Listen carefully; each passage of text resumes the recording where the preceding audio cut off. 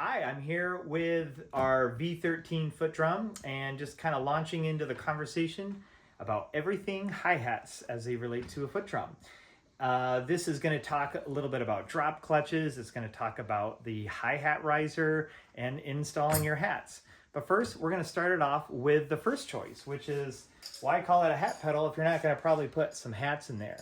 That said, we've had a couple artists use jingle rings, and quite frankly, it's a good idea. So let's just step into this one real quick, and then I'll show you a little bit more about the hi-hats.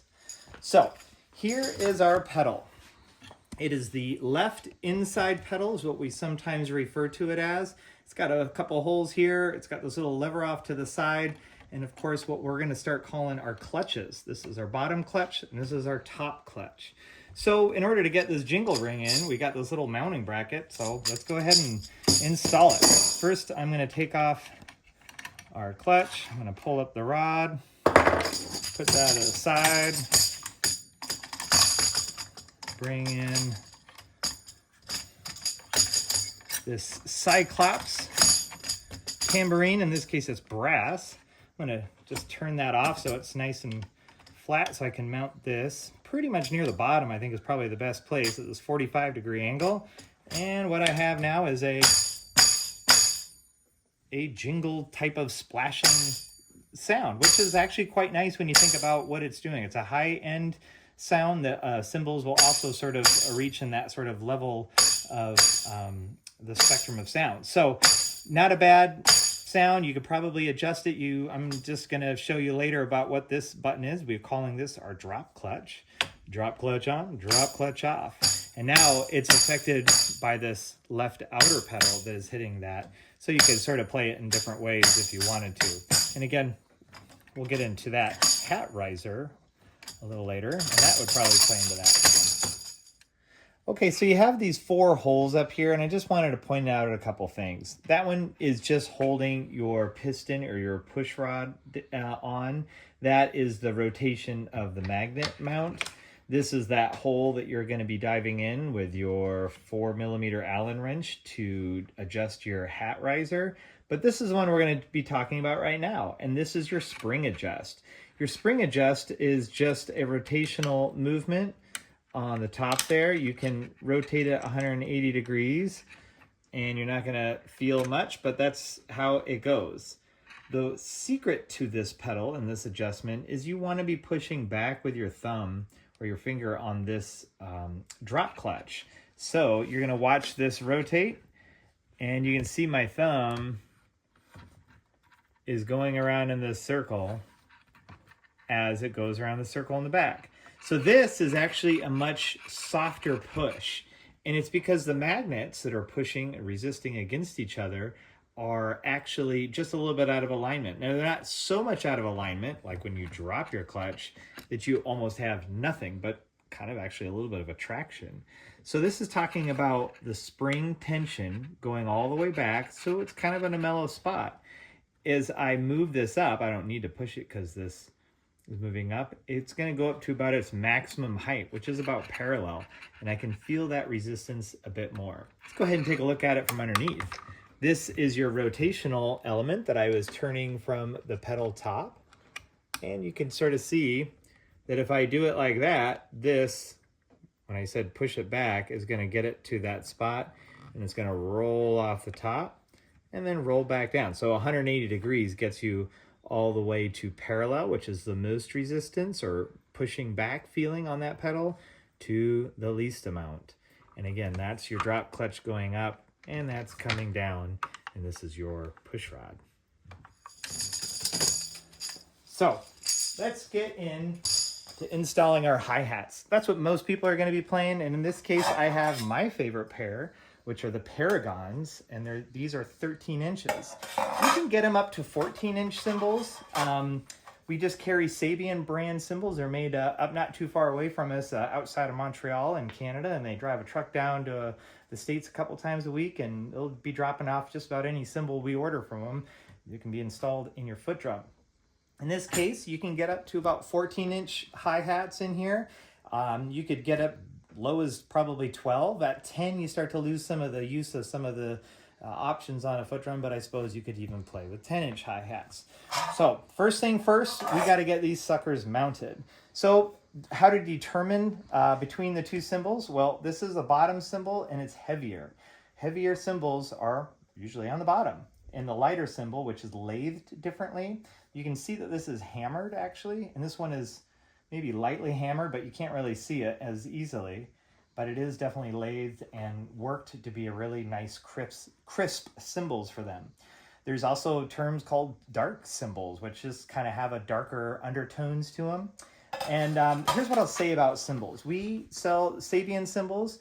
We sell pretty much most of their middle to high-end line of hi-hats and crashes and rides that can also be mounted to this, but we don't sell their cheapest stuff. And those are great for if you're a beginner or if you just don't know if these are going to be in your life for very long. But what we offer are the Sabian lines. They're all going to sound good. They're going to sound great, and that's interpreted to you. I know I've done some blind sound tests with some cymbals, and we lined them all up and had people blindfolded and we played them. And generally speaking, people like the higher end cymbals, the more expensive ones, just the way that they're handled and lathed and hammered and tuned up.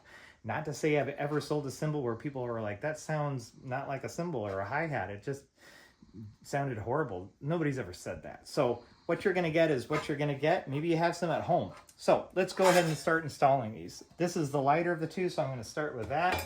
I'm going to put our top clutch on just like so. I'm going to take off that nut. I have my here, and I'm going to put that washer on. And there's two sides to this nut. One side has been capped off so that it kind of is your dead end side. And the other side, which is nice and flush, is the one that you can actually start the threads on. I might have it upside down, so I'm going to try it like that. Ah, so much easier. And you want to go all the way. Because this is kind of an inaccessible area underneath that top hi-hat, you do want to make sure that it's tight, or else it's going to come undone on you and you won't have an easy way to get at it. So now that that's nice and flush, this is the next operation to do, which is getting at these jam nuts. There's two nuts. That is the top nut and that is the lower nut. I'm going to make sure, for the sake of our hat riser, and for the sake of just keeping things kind of tight in there, I'm going to make that just a little bit tighter than what might be the fullest out. Yeah, feels pretty good so far. Set that aside, and I'll get to the bottom of these two. So now let's go ahead and take a look. This is our bottom clutch. Same setup. I got a nut that is flush with that bolt. I don't really have to worry about holding that because this is jammed in. So now that I got that out, I only have these two thin washers right here. We do have replacement felt washers that are included with your drum, but should they wear out, that's where you'll find them. So, your drum. So now I have this lined up, felts on the bottom.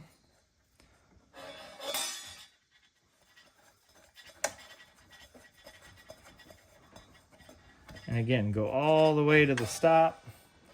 Now I know that's not going to come loose in the middle of playing it. And there is some wobble there. You can take care of that wobble, again, with the tightness of your jam nuts. So I'm actually going to take that in just a little bit. Pull that first one and then jam with the second nut. And it's just a little bit tighter. And as well as this is the tilter. So the tilter, if you were to go look right down into here, you would notice it's set pretty much just a little bit of tilt right here off of the frame. This is now flat with the frame underneath it. And this, as you can see, is slowly tilting it up. And what that is going to do is allow your cymbals to not get airlocked. If you have cymbals going up and down at the exact pace, you get kind of a flat sound. It just is really tight and kind of like the air is taking out some of the punch in it. When you have one that's slightly tilted, I'll say the bottom one, you have a little bit of a clap effect, and you get one side clapping first and the other side clapping second with the air escaping, and it just brightens it up a little bit. So that is what a tilter does, and that is why I like them a little bit on their edge so that it's kind of a clappier sound. Okay, so now that we have those two set, just be mindful of that's how these cymbals, having these cymbals set and the way how tight their clutches are does affect the sound. So in order to get this top hi-hat clutch in, I'm going to pull it back down, pull this pedal all the way down, find the hole, bring it now, slide it forward, and right around this spot where it's right underneath that nut is usually where it kind of lines up with the bottom. And boom, I'm right through the hole. And here's how I'm going to put this position on the clutch. Because once you set this clutch, it kind of sets in motion all the other settings that you have with this hi-hat as it relates to this left outer pedal and our hat riser component. So what I'm going to do is that I'm going to push all the way down, and then I'm going to let it up just a little bit, maybe about 1/8 or 1/4 of an inch, 6 millimeters, something like that.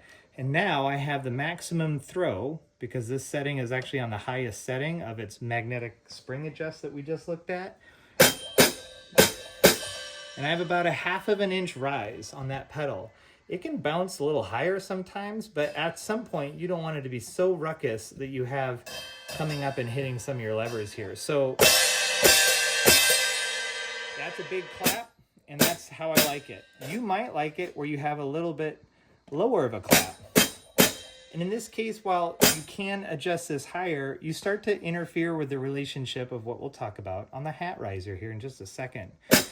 So another way to do it is maybe to lessen up that spring and let this pedal naturally not want to rise as high, but stick to the adjustment of all the way down, a little bit up, about 6 millimeters, 1/4 inch, lock it in, and there you have it. This, when you put your snare drum in, needs to always be facing north, because it'll start to hit your snare drum if it's facing another direction, such as that. And while it's not the only direction it needs to be done, it's the easiest one to get your fingers into and get at that clutch. So now you have your hi-hat kind of figured out, and it's in here. That's great. You have good action on that pedal. It feels really good. If you ever hear any squeaks or something, what you want to do is to maybe lightly lubricate the bottom of this. We're going to call it a push rod. In a regular drum set hi-hat, they're called pull rods, but in this case, we're pushing through it. And if you ever get any sort of issues with this, maybe being a little bit too close to the pole down here, because this is how you stow your cymbals. You simply lock it up and you go unlock it. But if you don't unlock it enough, this rod can sometimes drag against that bolt. Just be aware of that. Okay, so now that we have our cymbals firmly in there, everything feels really good. You're going to go to your drop clutch, and we're going to learn a little bit about, well, first, before we go into the drop clutch, let's get these pedals set up. So right now I have the right outer pedal hitting the cymbal. And this relationship allows you to know that if I was to move this a little bit to the side or a little bit in, it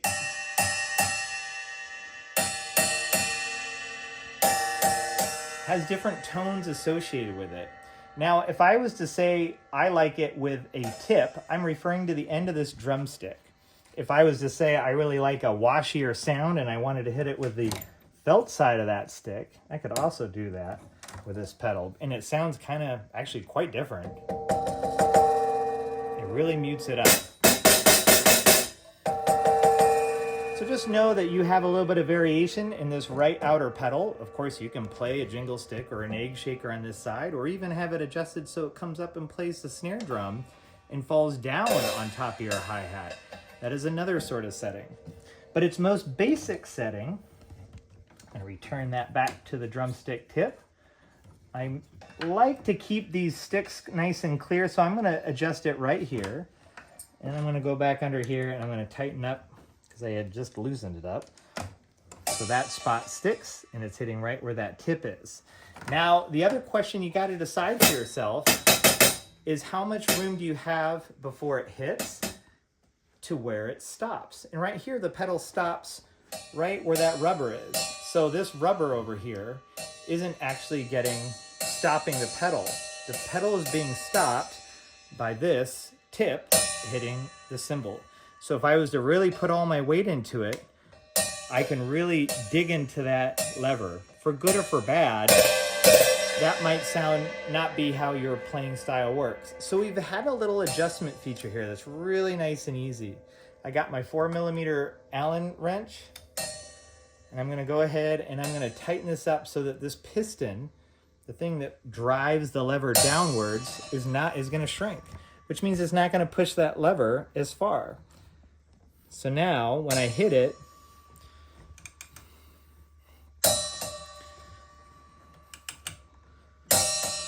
it's about where I want it to be.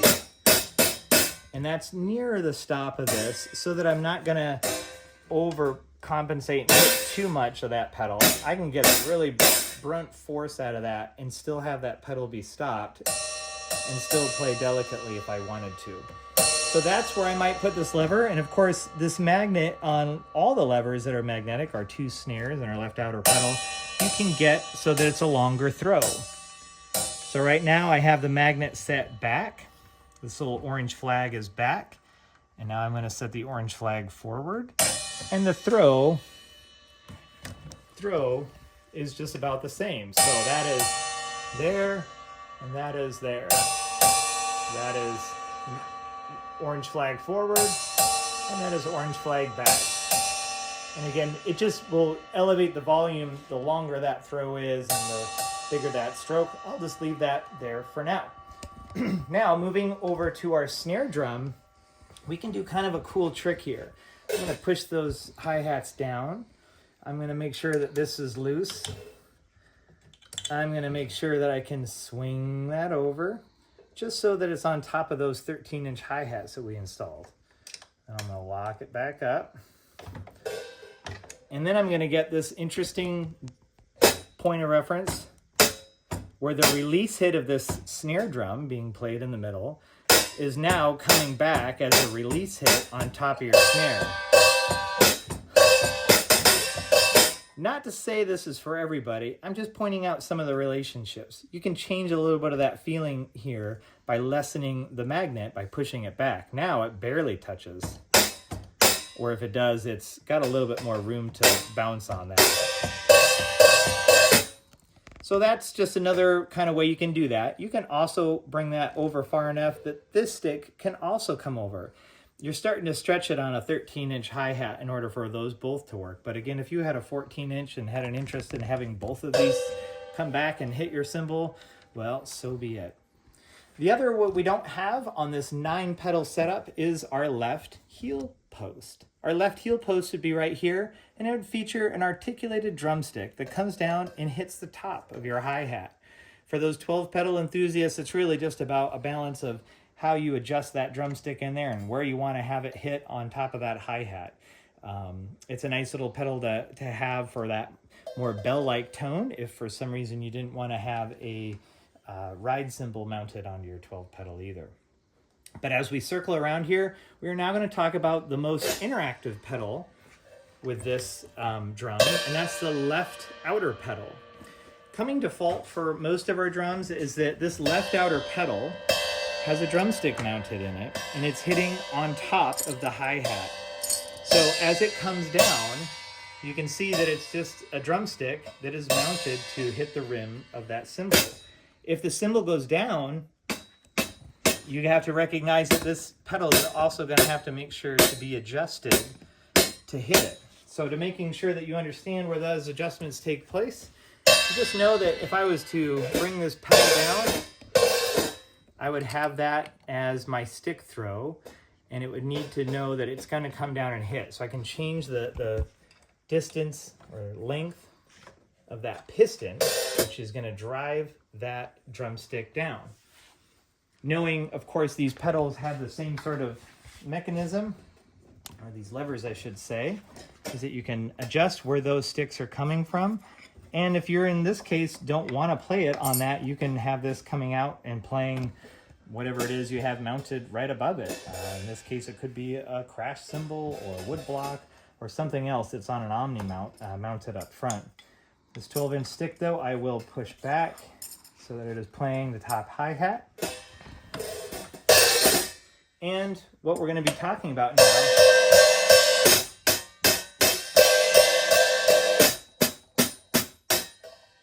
so now, of course, you've got 2 pedals and 3 pedals, in this case being used to hit your hi-hat. So let's go on to our first feature here that is going to be called our drop clutch. Our drop clutches are featuring on all our drums, and they are a simple way that drummers have used through time to basically eliminate the spring inside of that hi-hat pedal so that they're just together. And they're together in a way that they're so not, they got a little bit of flexibility in it, so that has kind of this crashy sound, or thrashy, or psh, but it kind of goes away. It doesn't linger. And we'll get to what that is. That's actually our hat riser. But this drop clutch allows you to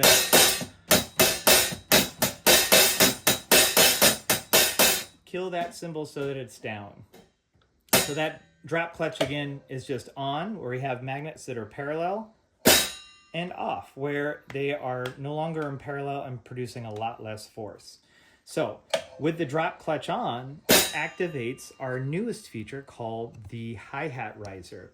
Now this hi-hat riser is focused on, let's get a little view down the inside here so you can see what's going on, is basically a teeter-totter. You have one side pushing up on this pedal, and the other side of the teeter-totter is being affected by the left pedal. And of course the mount is a little off center, so that this action has leverage to push that up much easier than if it wasn't centered, and that is this little bolt in the middle. So when the hi-hat riser, or sorry, when the drop clutch is not activated, this pedal has no teeter-totter effect. It's basically just pushing on one side, and there's no weight on this side, so it is not affected. Only when the drop clutch is activated do you get the teeter-totter effect, which in effect does this. It allows this pedal to open up the 2 hi-hats. So it's now an open hi-hat.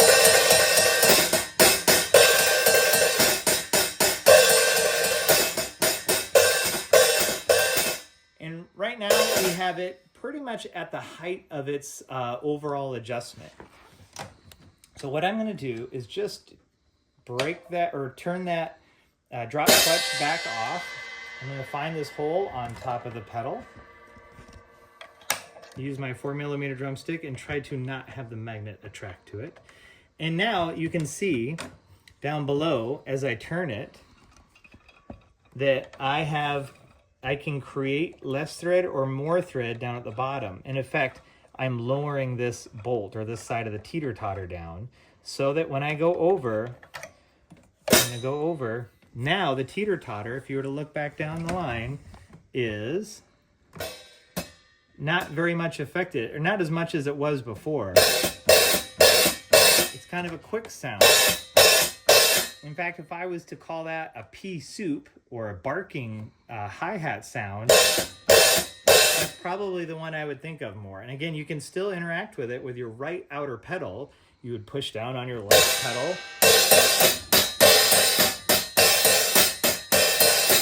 Now, this pedal isn't really doing anything at the moment, except for changing a little bit.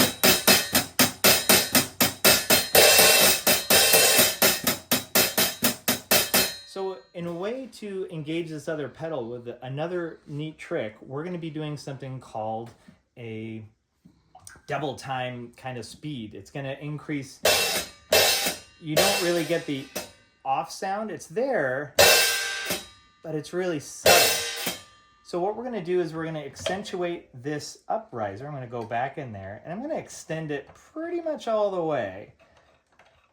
So I'm going counterclockwise. I'm making it grow upwards. And now let's take a look. I'm going to drop the clutch. And right now, it's kind of elevating these whole hats. Like, you can push down.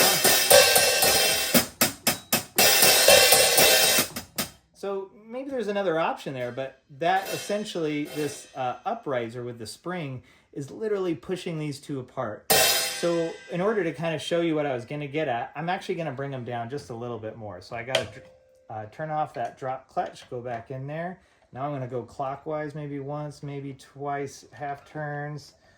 Go back to the drop clutch. And now what I'm going to be looking for, just so I can demonstrate more clearly to you, if you were to look right through the line here, it has a little bit room on the backside, but for the most part, it is right at the top, so that if I was to push this down, it is right at that time bringing up the hi-hats. So I know that that's maximum engagement. Real quick, I'll show you. I'm going to turn this back off. I'm going to go 1, 2, 3, 4. So that's 4 half turns or 2 full turns. And now look at this. If I go down, that hi-hat isn't budging. So I've lessened that load just a little bit. So now it's becoming less sensitive. Just for fun, I'll do another 4 half turns. So I got 1, 2, 3, 4. Now look at it. Oh, I went the other direction. I actually put it right back to where we were on the setting. So 1, 2, 3, 4, 5, 6, 7, 8. That should be pretty much off, but just a little bit at the end. So I'm going to push this pedal, and you see there's lots of space there. It's not going to interact with it until right at the end does it lift that pedal up. So that's a tight bark. We're going to go back to that looser bark. I'm going to go 8 turns. 2, 3, 4, 5, 6, 7, 8. And this is going to be our brightest one. Right when I touch that pedal, the hi-hat comes alive. So now we're getting the full engagement of that downward, and now it's got a little bit more robust sound on the release.